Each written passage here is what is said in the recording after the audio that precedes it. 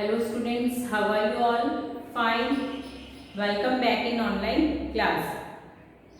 Our chapter is chapter number 8, cell. Structure and function of the cell. Okay.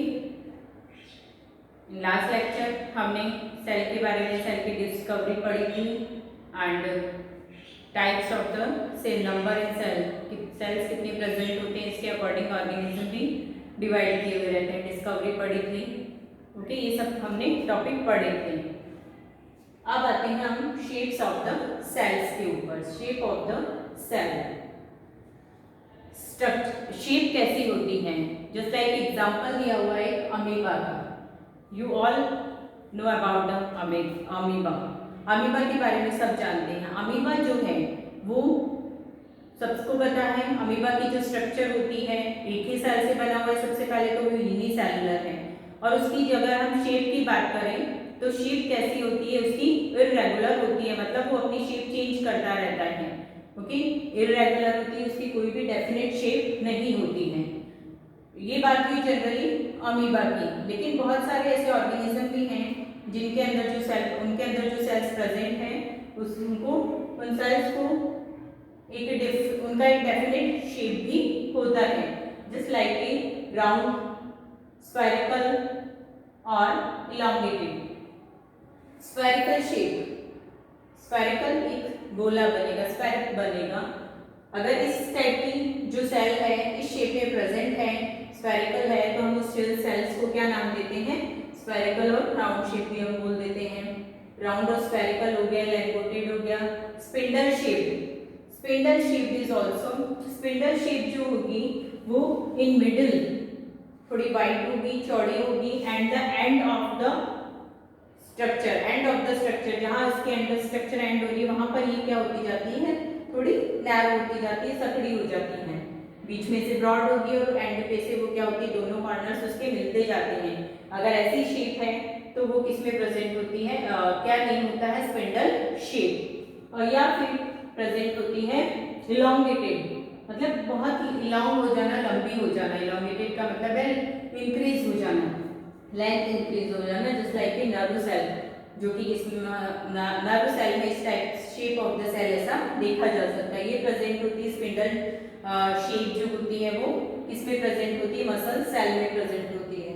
और spherical shell का example है RBC, red blood cells.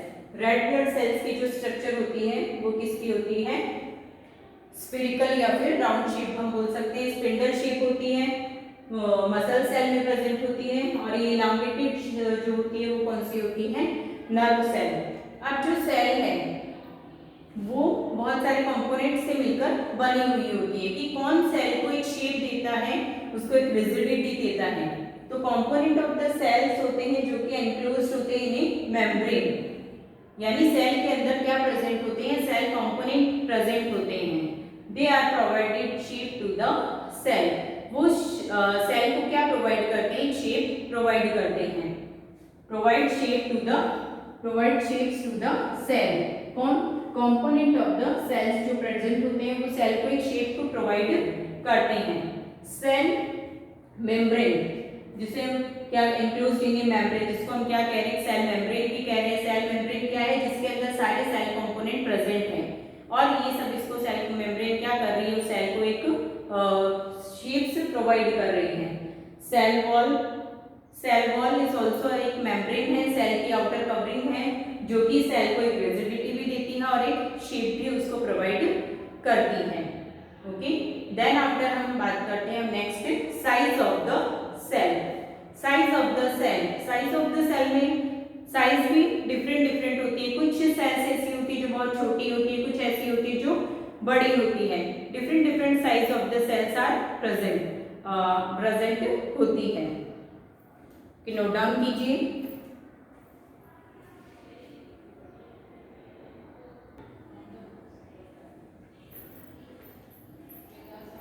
Size of a cell हमने अभी पढ़ा, पहले shapes of the cell, then after size of a cell. Cell की जो size है वो भी डिफरेंट डिफरेंट होती है, कुछ बहुत ही स्मॉल होती है और कुछ बहुत लार्ज होती है। But all the cells are the microscopic. मतलब क्या है कि we can not see the unaided eye, हम उसको हमारी नेकेड आई से हम उसको नहीं देख सकते हैं। उनको देखने के लिए हमें किसकी रिक्वायरमेंट होती है? माइक्रोस्कोप की। जो भी सेल्स है उनकी स्ट्रक्चर को अगर हमें देखना है, उनकी साइज को अगर हमें देखना है तो we can use the microscope. Microscope की हेल्प से ही हम देख सकते हैं। Then size of the cell, कुछ सेल्स तो छोटी होती है और इतनी छोटी होती है मिलियन ऑफ ए मीटर, यानी मिलियन ऑफ ए मीटर की तक वो छोटी होती है। कुछ ऐसी होती है जो फ्यू सेंटीमीटर तक बड़ी भी हो सकती है, few centimetre. Cells are microscopic in size, मतलब वो नेकेड आई से हम लोग नहीं देख सकते हैं। इन्हें देखने के लिए we can use the microscope. एक है सबसे smallest cell, underline this in your text book. Okay students, smallest cell, सबसे छोटी सेल जो है वो कौन सी? 0.1 to 0.5 माइक्रोमीटर, जो कि बैक्टीरिया के अंदर प्रेजेंट होती है। जनरल क्वेश्चन है, जीके का क्वेश्चन है ये, और आपके एमसीक्यूज में भी पूछा जा सकता है। Smallest cell is 0.1 to 0.5 micrometre in bacteria and largest cell is egg of an ostrich, जो कितना है? 170 mm to 130 mm। ओके, तो you have to note down both the sentence, smallest and largest cell. Smallest cell is present in bacteria and largest cell is present in egg of an ostrich. Ostrich के अंदर ये present होती है। Okay?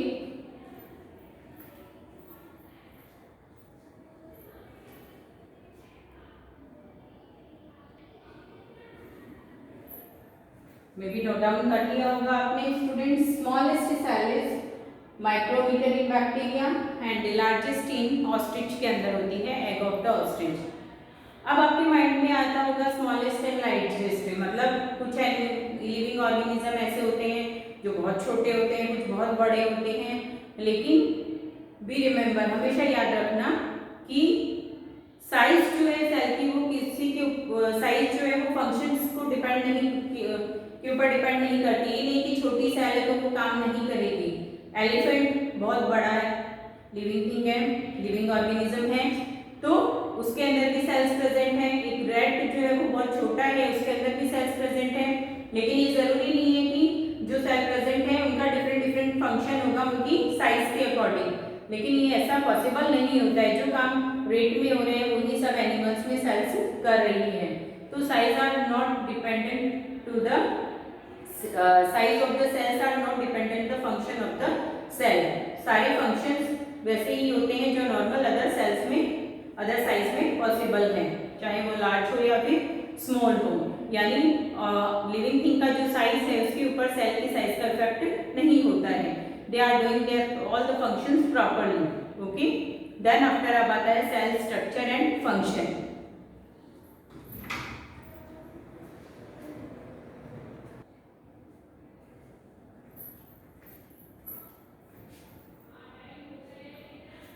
Now cell structure and function.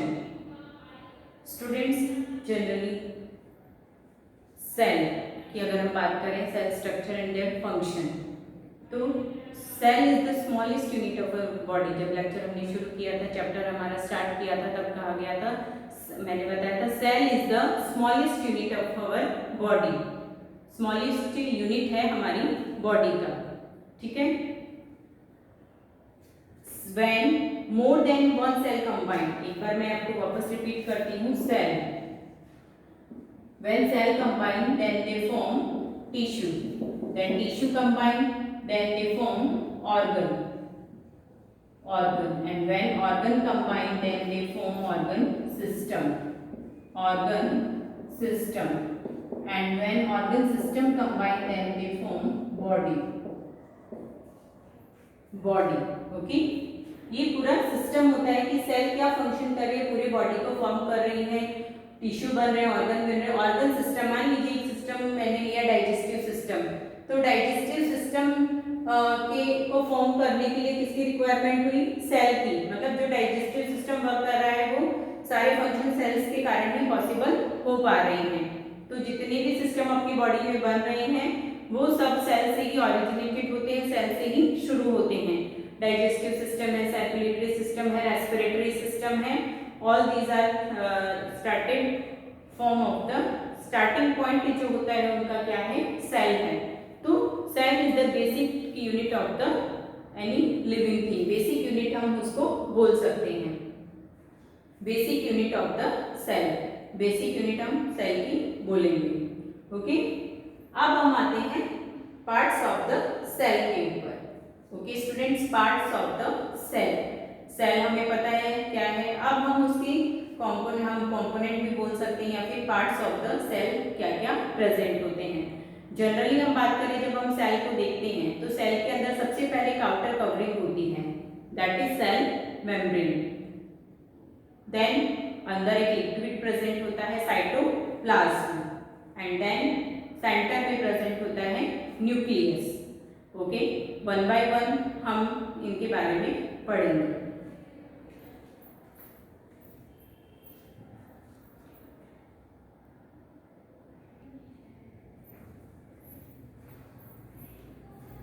Parts of the cell, parts of the cell, cell membrane. सबसे पहले हम बात करते हैं, जनरली इस सेल को ड्रॉ करें, ठीक है। सेल सबसे the basic component of the cells are क्या क्या है, सेल मेम्ब्रेन है, साइटोप्लाज्म है एंड न्यूक्लियस है। Cell membrane, cell membrane is outer covering of the cell, सबसे बाहर की जो लेयर है वो क्या है, सेल मेम्ब्रेन। सेल मेम्ब्रेन की ही बाहर की तरफ एक और लेयर होती है जिसे क्या कहा जाता है, cell wall, cell wall. Okay, cytoplasm and cytoplasm, what is cytoplasm, cell के अंदर जो भी लिक्विड प्रेजेंट है उसे क्या कहा जाता है, साइटोप्लाज्म। देन सेंटर में यहाँ क्या प्रेजेंट होता है, न्यूक्लियस, न्यूक्लियस सेंटर में प्रेजेंट होता है न्यूक्लियस। तो cytoplasm and nucleus are enclosed within the cell membrane और प्लाज्मा मेम्ब्रेन। जो ये बाहर की आउटर कवरिंग है उसको सेल मेम्ब्रेन या फिर प्लाज्मा मेम्ब्रेन भी कहा जाता है। प्लाज्मा मेम्ब्रेन और सेल मेम्ब्रेन जस्ट लाइक अपनी छलनी देखी है सबने, उसकी तरह बिहेव करती है।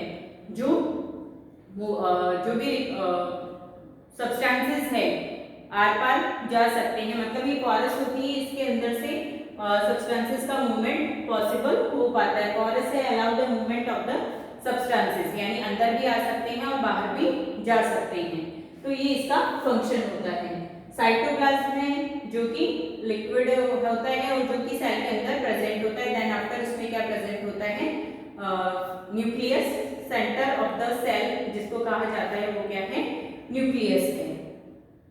Okay,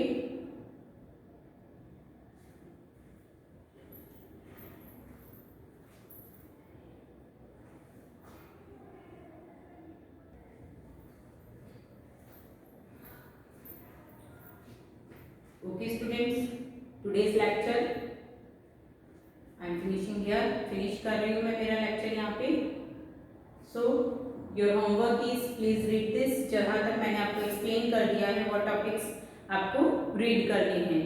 cell membrane, part of the cell, shape of the cell and size of the cell you have to read in homework. Okay, next lecture में हम मिलते हैं अपने नए टॉपिक के साथ में।